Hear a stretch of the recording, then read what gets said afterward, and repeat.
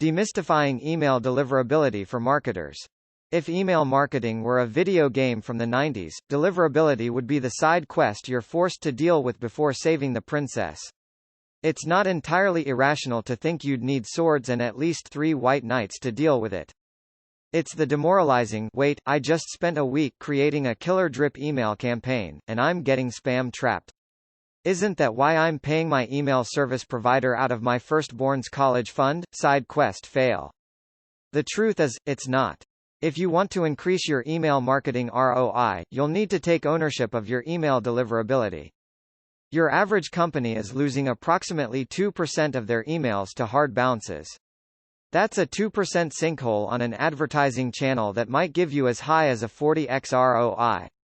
On a $1,000 email marketing budget, the average business is leaving over $800 in profits on the table for what often amounts to not having the right infrastructure and tools in place. To put it simply, fixing deliverability increases profitability. Let's demystify email deliverability and see how you can leverage it to make your marketing efforts less unsuccessful. We're glass half empty kind of people.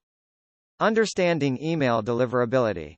In a nutshell, email or inbox deliverability is the ability to deliver emails to the inboxes of people subscribed to your mailing lists. Email deliverability should ideally be at 100%, but is usually less than that due to problems such as your emails are getting caught in the spam filter. Your emails are getting blocked by the user's ISP. You're sending emails to invalid addresses.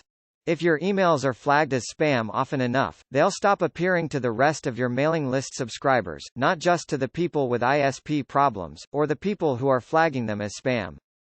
Think about that for a second. You're being punished by ISPs and you might not even know it. This is a problem because undelivered emails cut back on your ROI.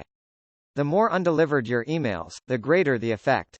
It's like a leaky bucket, but instead of water that's leaking, it's your profits. You can get a more accurate measurement of your ROI by using this calculator. Non-profits, for instance, lose around $15,000 per year in donations just because spam filters are blocking their fundraising emails. That's absurd. Even breast cancer awareness is getting spam trapped. The usual suspects behind undelivered emails are your email reputation, authentication, your technological infrastructure, email reputation. If you're familiar with SEO, you know that search engine algorithms punish or reward certain behaviors. Email reputation is kinda like that, but primarily anchored around your sending practices. Your practices over the long term are then evaluated by ISPs to determine whether you're spamming your subscribers, or providing them with valuable information. Here's how you can improve your email reputation.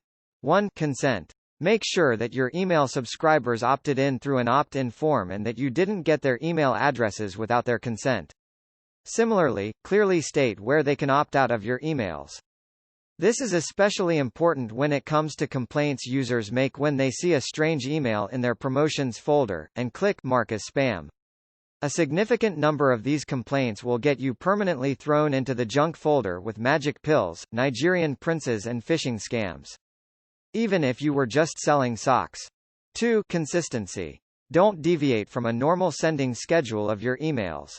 High volume and mass sending in short or inconsistent timespans will catch the attention of ISPs, and can be flagged as spam. Instead, keep your email volume scheduled and consistent, and adjusted to your subscribers' preferences. 3. Bounce rate. Email bounces happen when subscriber emails are no longer active, their inboxes can't receive your messages, and this gives a signal to the ISP that you're not taking care of your mailing list and obtaining email addresses through sketchy methods. Monitor your email campaigns and remove all the hard-bounced email addresses to decrease your bounce rate. Any good email service provider worth paying for will likely do this for you automatically. Authentication. We live in a connected world where bad information, fake news, fake accounts spreading fake news, spam, phishing attacks, and so on and so forth runs rampant. For ISPs to determine you're not one of the bad guys, they want you to set up authentication. Authentication proves that your email is coming from you, not someone impersonating you. Think of it as calling your bank and verifying your personal data before making changes to your account. You're confirming that you're the person you're claiming to be. The main two authentication policies you can implement are DKIM, Domain Keys Identified Mail, and SPF, Sender Policy Framework. Yes, go get the techie person from your marketing team for that. The good thing is you only need to set it up once. ISPs will verify that the email is coming from you, so it's less likely your email will be mistaken for spam. Infrastructure. The infrastructure you need when you're sending one email a week is not the same as when you're sending 10 emails a day to thousands of accounts. If you're investing in your email marketing efforts, you should invest in your email infrastructure and a good email service provider (ESP). Of course, if you're running a small business and have an email list of about 200 subscribers, you can keep using free third-party newsletter providers. However, when you reach a certain point and when email marketing starts bringing in serious revenue, you'll need a dedicated program or a high volume especially. Here's what you should look for in your email infrastructure and ESP to improve your ROI. 1. Dedicated IP addresses. If you're sharing an email IP address with other email senders, their behavior will affect your reputation. This is especially important if you send a lot of emails. You want a dedicated IP address for your email, so it's connected to you and only you. Think of it as living in a building versus living in a house. If your neighbor floods their bathroom above you in a building, you'll have water damage, too. But if you live in a house, have your own IP address, there's no neighbor to cause a flood above you. 2. ISP feedback. Feedback is important, and so is the feedback your subscribers give to their ISPs. Most ISPs offer a way of connecting with them so you can see who flagged your email as spam, allowing you to remove them and reduce the undelivered email rate. Email deliverability tips. As you can see, email deliverability is all about pleasing the ISPs and your subscribers. People are bombarded by almost 105 billion emails sent every day. Even reputable companies with opt-in newsletters are starting to lose ground to the swarm, and ultimately, email deliverability depends on your emails standing out and actually being read. The trick is in cutting through the noise. And if you're producing quality content your subscribers enjoy and which turns them into customers, you should be ensuring they can get it and read it. How? 1. Opt-in and preferences. If you send emails once or twice a week, you should be good. But if you send them more often, and tailoring newsletters to audience segments, it's good to have a preference center. Your preference center should list all your available email campaigns for the segment, e.g. promotions and offers, weekly newsletter, tips and tricks, etc., and show the subscribers which campaigns they're subscribed to. If they want to unsubscribe, they can do it through your preference center. In return, you'll get less bounces and spam flags. 2. Welcome emails. These days, if we don't get a welcome email, we think the service we just subscribed to hates us. It's also a great way to warm up your subscribers and convert them into customers from the get-go. After all, welcome emails generate 320% more revenue than other promotional emails. We're not saying to send cupcakes through email, too, but heck, welcome emails matter.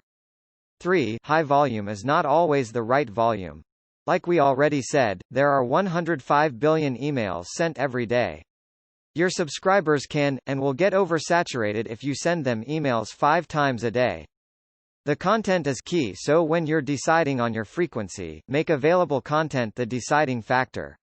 If you can send quality emails 3 times a week, go for it, and test how your subscribers react. If you see your open and click-through rate going down, it's time to stop, drop, and reassess. 4. Spruce up your mailing lists. Depending on your marketing activities, you may have acquired subscribers who clicked "Count me in" just because they thought they were going to win something.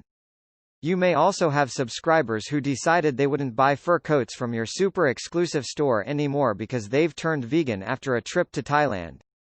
Who knows? But these aren't the quality subscribers you should be focusing on when it comes to email deliverability. They often don't open your emails, or they flag them as spam.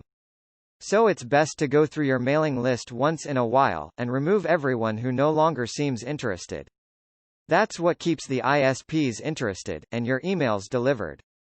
Your email life hack: email verification. Ignore ROI for a second. It's no secret that email addresses cost money to store, particularly on the most popular ESP vendors. Bounced emails alone can move you up an entire spend quartile to a higher paid plan. The last thing you want to do is waste money on emails that aren't even valid.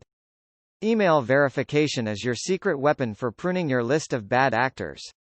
There's a lot you can do to ensure the emails you're getting are legit, but the best bang for your buck, by far, is to invest in an automated system that does it for you. Mailfloss does it for you automatically, for as low as $17 per month. The mystical email deliverability. Ultimately, email deliverability isn't all that mystical. It's the unsexy chore and maintenance exercise you need to work on to keep your revenue engine choo-chooing, but once you've got the fundamentals down, it becomes pretty routine. Great email deliverability is ultimately the simple byproduct of writing good emails, and sending it to solid lists of people who actually want them. Ever watch the show Kitchen Nightmares? Where Gordon Ramsay goes and fixes restaurants. He always focuses on the simple things: clean kitchens, simple menus, organized furniture. The marketing equivalent of that is email deliverability. Get your house in order. Once you put a few of the foundations in place, and actually worry about writing good emails, your deliverability will become industry-leading and it'll reflect in your ROI. Ultimately, the single best rule of thumb for email deliverability is the same advice your grandma would give you if she happened to be an email marketing whiz: send emails people give a damn about.